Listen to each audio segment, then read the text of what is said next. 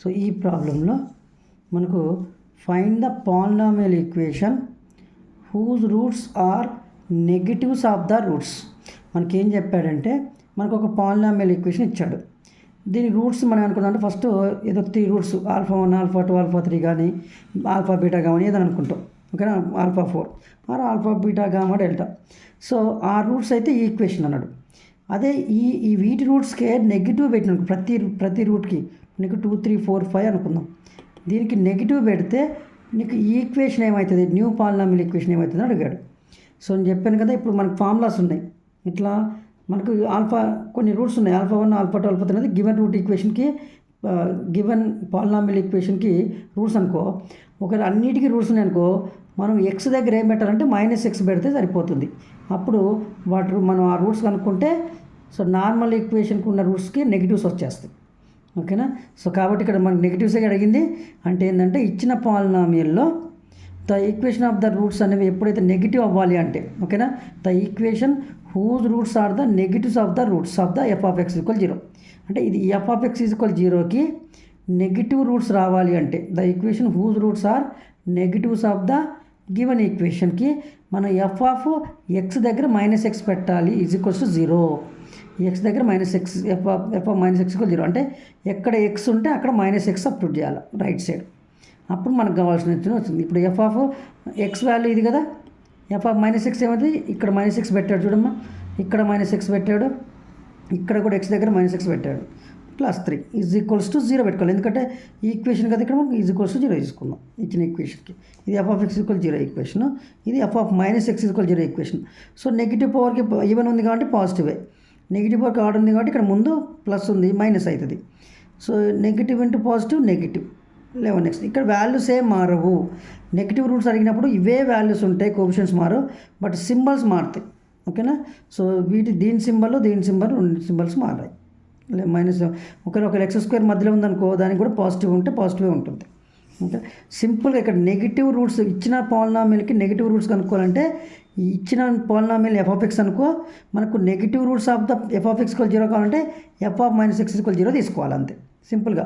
The polynomial equation whose roots are the negative roots of the f(x) = 0 f(x) = 0 అని ఇది తీసుకోవాలి. మీరు ఉన్నట్టు రాసేసేయండి, ఇది తీసేసుకోండి, x దగ్గర -x పెట్టండి. అదేవిధంగా సేమ్ ప్రాబ్లము దీంట్లోనే ఇంకొక మోడల్లో ఇక ఇది ఇక్కడ ఏమడిగాడు,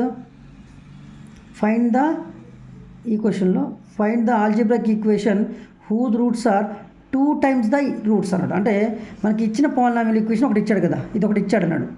ఓకేనా, దీనికి ఇచ్చాడు ఒక రూట్స్ ఉన్నాయి, వాటి roots alpha 1 alpha 2 alpha 3 alpha 4 alpha 5 అలా 5 రూట్స్ ఉన్నాయి. దాని రూట్స్ని ఈచ్ రూట్స్ 2 times అవ్వాలి అంటే, ఓకేనా, ప్రతి రూట్ కూడా 2 times అవ్వాలి అంటే ఈ ఈక్వేషన్ ఎలా చేంజ్ అయితే అప్పుడు 2 times అవుతుందని అడుగుతున్నాడు. సో ఇచ్చిన ఈక్వేషన్ f(x) అనుకుంటాం మనం.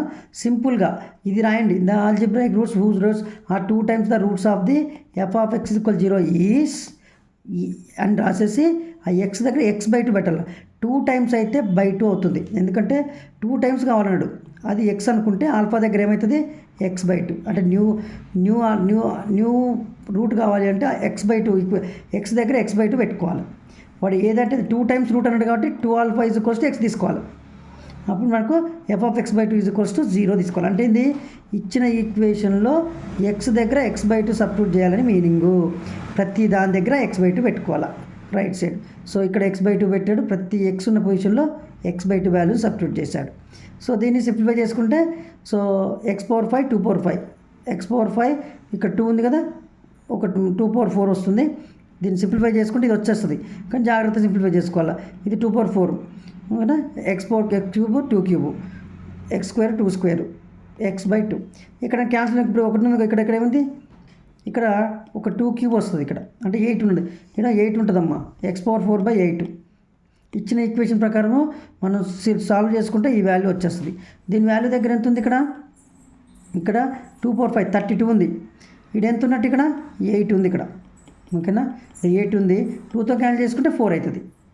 ఇక్కడ 8 ఉంటుంది, 3/8, ఇక్కడ 4, 2⁴ 2² కాబట్టి 4 క్యాన్సిల్ చేసుకుంటే 2 ఉంటుంది, ఇక్కడ ఏముండదు 1. సో దీని నుంచి మనము ఇప్పుడు ఎల్సిఎం తీసుకుంటే 32 అమ్మ, ఇవన్నిటికీ వీటన్నిటికీ ఇది మనం చేసుకుంటే 32 వస్తుంది. 30ని ఇప్పుడు 30 1 టైమ్స్ కాబట్టి ఇది వస్తుంది. ఇక్కడ ఎంత ఉందని చెప్పాను, ఇక్కడ 8 క్యాన్సిల్ చేస్తే 4. సో 4 క్యాన్సిల్ చేసాం కాబట్టి ఇక్కడ ఎంత రావాలి, నీకు 8 రావాలి కదా. ఇక్కడ రాంగ్ చేశాడు, x పవర్ 5 కాబట్టి ఇక్కడ ఎంత రావాలి, 8 రావాలి. ఇక్కడ ఎంత ఉంది, 8 ఉంది కాబట్టి ఇది రైటే. ఇది ఒక్కటి రాంగ్ అవుతుంది. ఇది 8 ఉండాలమ్మా ఇక్కడ ఆన్సర్, ఇది 8. ఓకేనా. సో 2 పవర్ 4 అంటే 16. సారీ కరెక్టే. 2 పవర్ 4 అంటే 16 కదా, క్యాన్సిల్ అయితే ఇది 8 అవుతుంది. కరెక్టే, ఇది 8 4 32. ఇక్కడ కింద ఏమవుతుంది, 8 వస్తుంది కాబట్టి ఓకే, 4 రైట్ ఆన్సర్. 8 4 32. ఓకే. ఇక్కడ 12 4 వస్తుంది, 4 3 12. ఇక్కడ 4 ఉంటుంది కదా, 4 8 32, 8 2 16 వస్తుంది. ఇక్కడ 2 ఉంది కాబట్టి ఓకే, 2 టైమ్స్ 16, 16 4 64 అవుతుంది. ఇక్కడ 32 3 96 ఇలా వస్తుంది. దీన్ని సింప్లిఫై చేయండి. ఇది సింప్లిఫై చేయడం, దీన్ని ఎక్స్పాండ్ చేసి ఎల్సిఎం 32 వస్తుంది. దాని ప్రకారం అన్నిటిని మనం ఎల్సిఎం తీసుకుంటే ఆ 32ని అవతలకు 0 పంపిస్తే నీకు 0 అయిపోతుంది. ఎల్సిఎం చేసుకుంటే మీకు ఈజీగా వస్తుంది. ఈ విధంగా సాల్వ్ చేసుకోవచ్చు, ఏ ప్రాబ్లం అయినా అంతే. ఇక్కడ ఏమంటే whose roots are the reciprocals అన్నాడు. అంటే ఏంటి, మనకు 1/α అని ఎక్స్ అనుకో, ఆల్ఫా దగ్గర ఏం చేయాలి, 1/x. రెసిప్రోకల్ అంటే ఏం చేయాలి, ఎక్స్ దగ్గర f(x) 1/x పెట్టడమేనమ్మా. రెసిప్రోకల్ అంటే ఇచ్చిన ఈక్వేషన్ని తీసుకొని దాని రెసిప్రోకల్ ఈక్వేషన్ కావాలి అంటే f(1/x) 0 అంతే. ఎక్స్ దగ్గర 1/x పెట్టుకోవాలి అంతే. ఇచ్చిన ఈక్వేషన్ని ఎల్సిఎం x పవర్ 4 వస్తుంది. జాగ్రత్త చేసుకోండి. ఇక్కడ 1 పవర్ 4 కాబట్టి 1 కాబట్టి 3. ఇక్కడ అన్నిటి దగ్గర 1 ఇవి వాల్యూస్ వస్తాయి. -3 7 5 వస్తాయి. ఓకేనా. x³ 1/x కాబట్టి ఇక్కడ x³ ఒక x ఎక్స్ట్రా x పవర్ 4లో x³ క్యాన్సిల్ చేస్తే x ఉంటుంది. x × -3 3x. ఇక్కడ x² కాబట్టి x పవర్ 4లో x² క్యాన్సిల్ అయిపోద్ది, 7x² అంటే x² ఉంటుంది, 7తో మల్టిప్లై చేయాలి. x³ టైమ్స్ పోతుంది x పవర్ 4 తోటి. x³ × 5x³.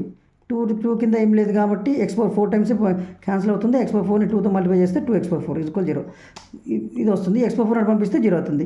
దీన్ని కరెక్ట్ ఆర్డర్ రాసుకోవాలంటే ఇక్కడి నుంచి ఆర్డర్ రాసుకుంటూ వెళ్ళాలి.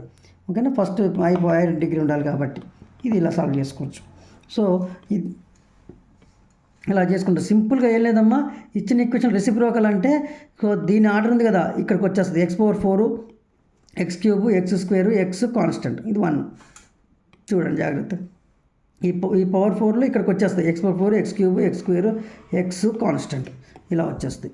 ఏ క్వశ్చన్ అయినా ఏ మోడల్ అయినా ఇలానే ఉంటుందమ్మా. రూట్స్ ఇప్పుడు 3 టైమ్స్ అనుకో x/3 పెట్టాలి. అదే 1/3 అనుకోమ్మా, 3x పెట్టుకోవాలి. 3 టైమ్స్ అయితేనే x/3 పెట్టుకోవాలి. f(x) దగ్గర x పొజిషన్లో x/3 సబ్స్టిట్యూట్ చేసుకోవడం అంతే ప్రతి ప్రాబ్లంలో. రెసిప్రోకల్ అంటే ఇది. స్క్వేర్ ఇప్పుడు ఏముంది, స్క్వేర్ ఆఫ్ ద రూట్స్ అన్నాడంటే α² x ఈక్వల్ చేయాలి, α² √x పెట్టాలి అంతే. స్క్వేర్ ఆఫ్ ద రూట్స్ అన్నాడు కదా, స్క్వేర్ ఆఫ్ ద రూట్స్ కనుక్కోండి. ఇచ్చిన ఈక్వేషన్కి ఏం చేయాలి, x దగ్గర ఏం పెట్టాలి, √x పెట్టుకోవాలి. స్క్వేర్ ఆఫ్ ద రూట్ అంటే α² = xకి ఈక్వల్ చేయాలమ్మా. స్క్వేర్ ఆఫ్ ద రూట్ కాబట్టి ఆల్ఫా వాల్యూ ఏమవుతుంది, √x అంటే ఏమవుతుంది, ఈ x దగ్గర √x సబ్స్టిట్యూట్ చేసుకోవాలి. అది సో √x సబ్స్టిట్యూట్ చేసుకొని √x³ అంటే మనకి x√x అని తెలుసు. ఇలా ఈక్వేషన్ సాల్వ్ చేయొచ్చు. సో అంతే మ్యాక్సిమం ఈ 3. ఇక్కడ 3 టైమ్స్ అంటే కాబట్టి x/3 ప్రతి ప్రాబ్లంలో కూడా. ఇక్కడ ఏమంటే 2 టైమ్స్ కాబట్టి x/2 f(x) ఈక్వేషన్ తీసుకొని దానిలో x/2 సబ్స్టిట్యూట్ చేసుకోవడం. ఓకేనా షాన్వి?